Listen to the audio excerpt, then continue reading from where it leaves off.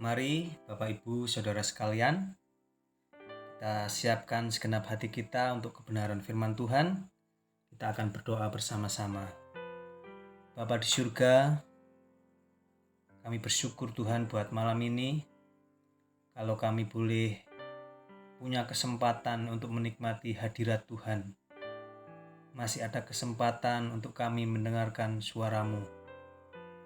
Malam ini kami meminta kepada Engkau ya Roh Kudus, berkati hati dan pikiran kami, supaya setiap apa yang kami dengar, itu tidak hanya kami dengar saja, tetapi boleh kami lakukan dalam hidup kami sehari-hari ya Tuhan.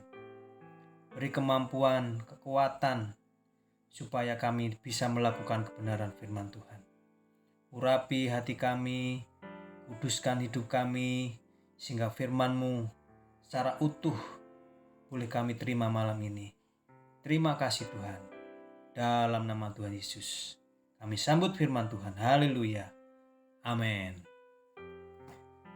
Firman Tuhan, malam ini kita akan belajar dari satu suku yang luar biasa di awal, tapi yang sangat tidak menyenangkan di akhir perjalanan satu suku ini. Tapi sebelum saya akan membawakan firman Tuhan lebih lagi, ada banyak pertanyaan yang saya sampaikan malam ini. Saudara bisa menjawab di dalam hati pribadi lepas pribadi, dan nanti kita akan tahu jawabnya melalui kebenaran firman Tuhan. Pertanyaan yang pertama, seandainya Tuhan mengizinkan kita diberi hidup yang di awalnya enak, terus di akhir hidup kita hancur, apakah itu bisa saudara pilih? Yang kedua, kalau Tuhan izinkan saudara memilih, ada hidup yang di awal tidak menyenangkan, tetapi di akhirnya bahagia. Saudara juga bisa menjawab dalam hati. Ini pilihan yang sulit, saudara. Kenapa saya katakan sulit? Bagi orang yang normal, tidak mungkin memilih pilihan yang pertama, hidup enak, tapi akhirnya menderita. Tapi ini juga pun bisa dipilih orang yang putus asa. Dia akan berpikir tidak apa-apa, awal enak, terakhir menderita tidak apa-apa. Jangan pikirkan penderitaannya. Terus, bagi yang memilih pertanyaan kedua, tidak apa-apa, aku memilih yang kedua. Berakit-rakit ke hulu, berenang-renang ke tepian. Bersakit-sakit dahulu, bersenang-senang kemudian. Tapi belum tentu, saudara. Di awal-awal perjalanan hidupnya yang menderita itu, dia kuat, sehingga bisa menerima hidup yang bahagia. Sebagai manusia, tentunya kita akan memilih jawaban, aku ingin hidup senang dan akhirnya bahagia. Tapi itu tidak ada pertanyaannya, saudara. Pertanyaannya cuma ada dua. Hidup senang dulu lalu menderita, atau hidup menderita dahulu atau akhirnya senang. Inilah yang terjadi dalam hidup kita di dunia ini. Karena di dunia ini tidak ada satupun orang yang menjalani hidupnya mulus-mulus saja, tidak ada masalah. Tapi kita harus tahu bahwa ada jaminan, kepastian hidup kita akan berakhir bahagia ketika kita menyertakan Tuhan. Amin. Coba saudara bertanya satu dengan yang lain di antara keluarga saudara. Seandainya kalau kita mau dilahirkan kembali, kita mau memilih seperti tokoh siapa? Banyak di Alkitab, banyak tokoh-tokoh yang luar biasa. Mungkin ketika suami saudara berkata, aku pilih seperti Musa, dia hebat. Tapi perlu diketahui, Musa tidak masuk dalam tanah Kanaan. Walaupun dia hebat, walaupun dia dikatakan lemah lembut hatinya, tapi hidupnya juga tidak selalu bahagia. Dia berhadapan dengan orang-orang Israel yang menjengkelkan, berhadapan dengan Firaun yang menakutkan. Mungkin istri Anda akan menjawab, kalau aku dilahirkan kembali, aku akan seperti Maria, ibu Yesus, yang bahagia. Tapi saudara perlu tahu penderitaan Maria. Dia harus pergi, meninggalkan kampungnya. Dia melahirkan di kandang. Dia melakukan perjalanan yang tidak enak, saudara. Hamil sebelum nikah. Itu sangat-sangat membuat hati menjadi takut. Ada orang yang berpikir, wah, seandainya kalau aku dilahirkan kembali, aku akan seperti Yusuf. Bagi pria, Yusuf itu hebat. Dia bisa memerintah Mesir. Dia bisa memelihara keluarganya dari kelaparan. Tapi sebelumnya dia juga dipenjara karena difitnah. Betul? Istri yang lain, wah, seandainya kalau saya dilahirkan kembali, saya akan seperti Esther. Wah, tapi kita tahu perjuangan Esther. Dia mendapat kabar kalau bangsa Israel mau dihancurkan, dimusnahkan. Betapa dia menderitanya. Jadi, tidak ada satupun orang di dunia ini yang hidupnya mulus-mulus saja, saudara. Mungkin saudara sudah bingung nih, lah aku mau milih seperti siapa? Aku mau memilih seperti Yesus deh. Luar biasa. Memang Yesus luar biasa, tapi penderitaannya juga luar biasa, saudara. Nah, dari cerita-cerita ini, kita mengetahui bahwa kehidupan manusia tidaklah selalu mulus. Tapi bagi kita yang percaya di dalam Kristus Yesus, ada jaminan selama kita ada di dalam anugerah, akhir hidup kita menjadi bahagia. Amin. Haleluya. Malam ini firman Tuhan saya beri judul, yaitu dari bahasa Jawa, Ojo Dumeh. Ini bahasa yang sangat sederhana, saudara. Ojo Dumeh. Kalau bahasa Indonesianya, jangan sok. Kalau lebih keras lagi, jangan mentang-mentang. Banyak sekali, saudara. Jadi kalau orang yang lagi berlagak gitu, kalau sudah dibilangin kamu jangan sok ya, itu sebetulnya sudah menjadi teguran yang sungguh luar biasa. Nah, seperti firman Tuhan yang akan kita pelajari malam ini, ada satu suku yang hidupnya dari awal itu luar biasa, di mana sebetulnya suku ini bukanlah suku yang mendapat jatah menjadi menerima berkat kesulungan, yaitu suku Efraim. Mari kita baca dulu di dalam Kejadian pasal yang 48. ayat yang ke-17 sampai yang ke-20. Saya akan membacakan buat kita semua. Kejadian pasal yang ke-48 ayat 17 sampai yang ke-20. Ketika Yusuf melihat bahwa ayahnya meletakkan tangan kanannya di atas kepala Efraim, hal itu dipandangnya tidak baik. Lalu dipegangnya tangan ayahnya untuk memindahkannya dari atas kepala Efraim ke atas kepala Manasye. Katanya kepada ayahnya, "Janganlah demikian ayahku, sebab inilah yang sulung. Letakkanlah tangan kananmu ke atasnya, ke atas kepalanya." Tetapi ayahnya menolak, katanya, "Aku tahu, aku tahu, aku tahu.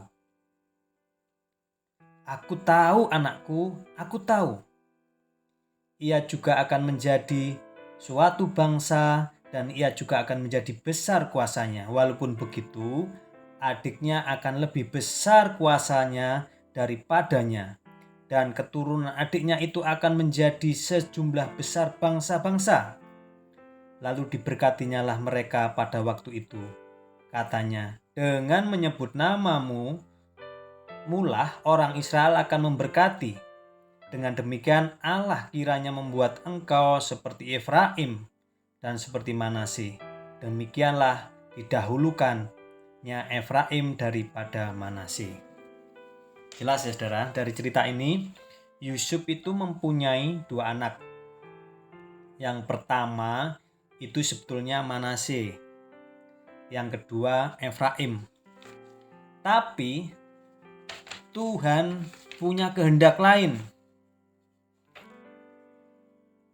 Efraim, adiknya Manasye ini, sama Tuhan dikasih hak kesulungan. Singkat cerita, Efraimlah yang menerima berkat sulung. Padahal secara tradisi yang berhak menerima buah sulung adalah Manasye. Nah, dari ayat ini ada tujuan firman Tuhan agar kita jangan main-main dengan Tuhan.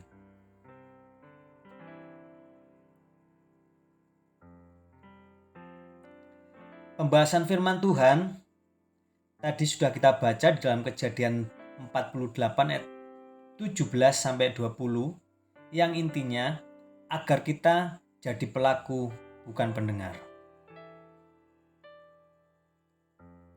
Kita akan baca ya saudara di dalam Ulangan pasal 33 ayat 17.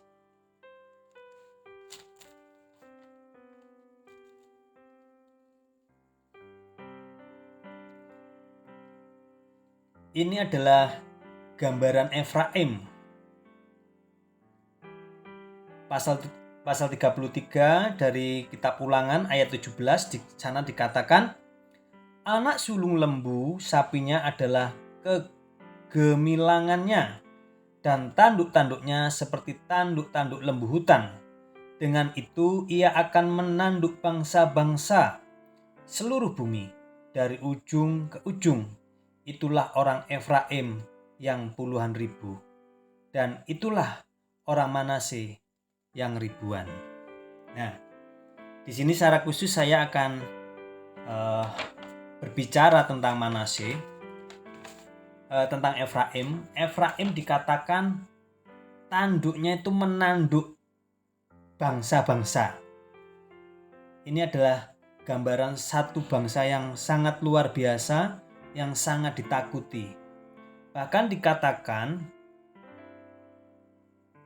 itulah orang Efraim yang puluhan ribu. Ya, puluhan ribu. Jadi Efraim ini adalah satu bangsa yang besar, yang kuat, yang membuat bangsa-bangsa itu tunduk kepadanya. Efraim dikatakan puluhan ribu bangsa yang besar menanduk bangsa-bangsa. Nah, Ada ayat juga yang mengatakan di dalam kitab Hosea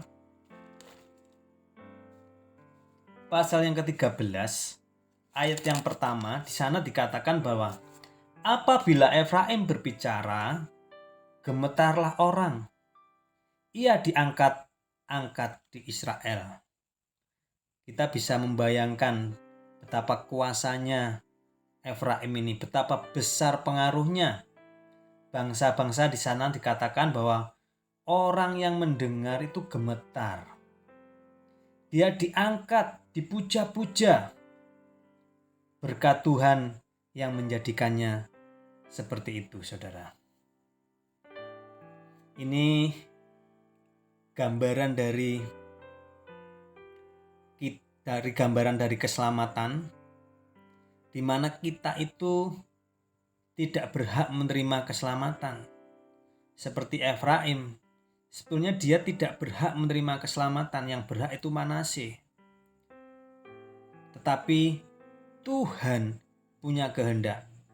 Efraimlah yang mendapat berkat kesulungan. Begitu juga dengan kita. Kita tidak berhak menerima keselamatan sebetulnya. Tetapi Tuhan punya kehendak kita diselamatkan. Apakah berhenti di situ, saudara? Tidak. Perjalanan masih berlanjut. Seperti Efraim ini. Ketika Tuhan membuatnya menjadi bangsa yang besar, menjadi bangsa yang ditakuti, bangsa yang disanjung-sanjung, ada perjalanan yang harus dia lakukan, jalani. Ada jalan yang harus dia tempuh bersama bangsanya. Di dunia ini cuma ada jalan, saudara. Ada 2 jalan, lebar dan sempit. Ya. Kalau saudara lahirnya di tahun 80-an, saudara akan mengenal lagu ini. Di dalam dunia ada 2 jalan, lebar dan sempit. Mana kau pilih? Yang lebar api, jiwamu mati. Tapi yang sempit, hidup berglori, hidup berkemenangan. Nah, ternyata di dalam cerita Efraim ini hidup menyimpang, saudara. Sekalipun dia sudah menerima hak kesulungan, dia tidak menjaga kesulungannya, tapi dia menyimpang dengan menyembah berhala. Mari kita baca di dalam Hosea pasal yang ke-8, ayat sebelumnya, yaitu ayat yang ke-8. Hosea pasal yang ke-8 ayat yang ke-11 sampai ke-12. Saya akan membacakannya. Sungguh Efraim telah memperbanyak mezbah. Mezbah-mezbah itu menjadikan mereka berdosa. Ayat 12. Mari kita perhatikan. Sekalipun kutuliskan baginya banyak pengajaranku, itu akan dianggap mereka sebagai sesuatu yang asing. Nah, saya ulangi ya, saudara.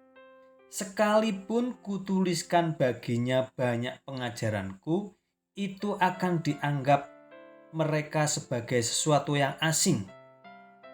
Ini adalah gambaran orang Kristen yang hanya menjadi pendengar. Saya ulangi, ayat 11, sesungguhnya Efraim telah memperbanyak mezbah.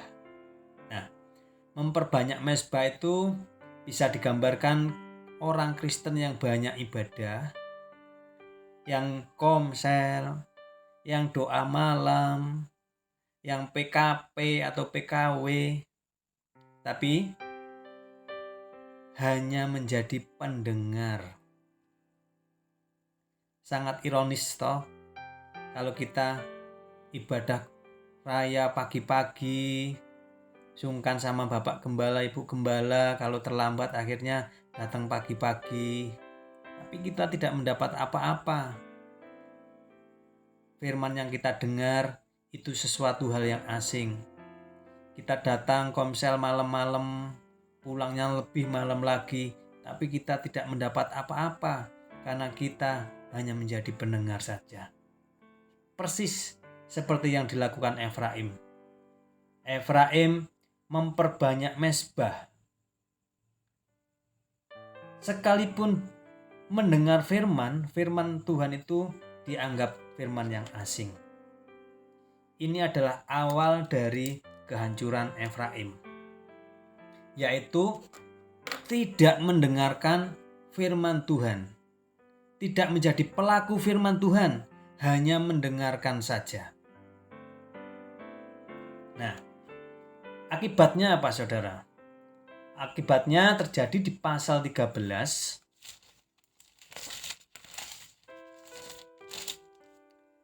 ayat yang ke-1, bagian yang terakhir. Tetapi ia bersalah dengan mezbah, tetapi ia bersalah dengan menyembah Baal, sehingga matilah ia. Nah, tetapi ia bersalah dengan menyembah Baal, sehingga matilah ia. Bahaya sekali kalau kita hanya menjadi pendengar, tidak pelaku firman. Lama-lama tidak terasa kalau kita hanya menjadi Kristen rutinitas, lama-lama kita akan bisa menyembah Baal. Baal zaman sekarang itu banyak sekali ya saudara. Tidak perlu saya sebutkan. Sesuatu yang kita cintai melebihi cinta kepada Tuhan itu adalah salah satu Baal. Ya. Jelas ya? Itu akibat dari Efraim yang menganggap firman Tuhan itu asing baginya. Nah, ini menandakan bahwa betapa pentingnya firman Tuhan. Firman Tuhan itu harus kita dengar, harus kita mengerti, dan harus kita lakukan. Haleluya. Nah, pesan yang terakhir yaitu kita tidak boleh main-main, saudara, dengan kasih karunia yang Tuhan sudah berikan dalam hidup kita. Sekali lagi saya katakan, ojo dumeh. Wis to, santai wae. Kita itu sudah diselamatkan. Sudah aku sering dengar Tuhan mati di kayu salib menebus dosaku 1 kali untuk selama-lamanya. Dosa yang dulu, dosa yang sekarang, dosa yang akan datang sudah ditebus Tuhan, sudah selesai. Oleh sebab itu, aku akan berkata, aku mau hidup bebas. Bebas berbuat dosa, bebas melakukan sesuatu kedagingan. Perlu saudara dan saya ketahui, kalau kita melakukan hal seperti itu, kita sama dengan orang yang dumeh. Kita akan binasa, saudara. Tapi marilah kita terus mempunyai keinginan yang senantiasa kuat untuk mengerjakan keselamatan yang Tuhan berikan. Amin. Tadi dikatakan di dalam Hosea pasal 13 ayat pertama, Efraim mati. Lebih parah lagi saudara, matinya Efraim itu tidak hanya mati saja, tapi hilang, lenyap, tidak dicatat lagi dalam suku-suku Israel. Wahyu 7 pasal ayat 4 ayat 8.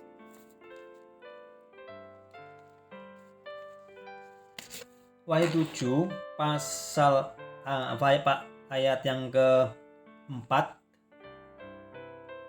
sampai ke-8 saya bacakan. Wahyu pasal 7 ayat 4. Dan aku mendengar jumlah mereka yang dimeteraikan itu 144.000 yang telah dimeterai kan dari semua suku keturunan Israel. Dari suku Yehuda 12.000 yang dimeteraikan. Dari suku Ruben 12.000, Dari suku Gad 12.000. Dari suku Aser 12.000. Dari suku Naftali 12.000. Dari suku Manase 12.000. Dari suku Simeon 12.000. Dari suku Lewi 12.000. Dari suku Isakar 12.000. Dari suku Zebulon 12.000. Dari suku Yusuf 12.000. Dari suku Benyamin 12.000. Dari suku Efraim nggak ada. Tapi suku Manase malah ada, saudara.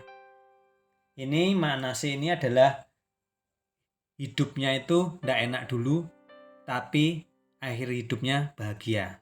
Tapi sekali lagi, saya fokus kepada suku Efraim, di mana dari awal dia hidup enak, tapi karena menyimpang dari jalan Tuhan, hidupnya menderita, mati lenyap. Ini menjadi peringatan bagi kita. Kita sudah mendapat hak kesulungan, ya, mendapat keselamatan yang gratis. Sekali lagi, ojo dumeh. Jangan main-main dengan keselamatan yang Tuhan berikan. Kalau kita keluar dari kasih karunia, kita akan mati binasa.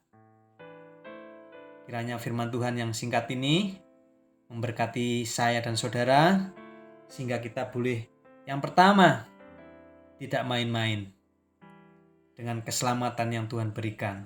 Yang kedua, kita harus menjadi pelaku, bukan hanya pendengar saja. Tuhan Yesus memberkati. Shalom.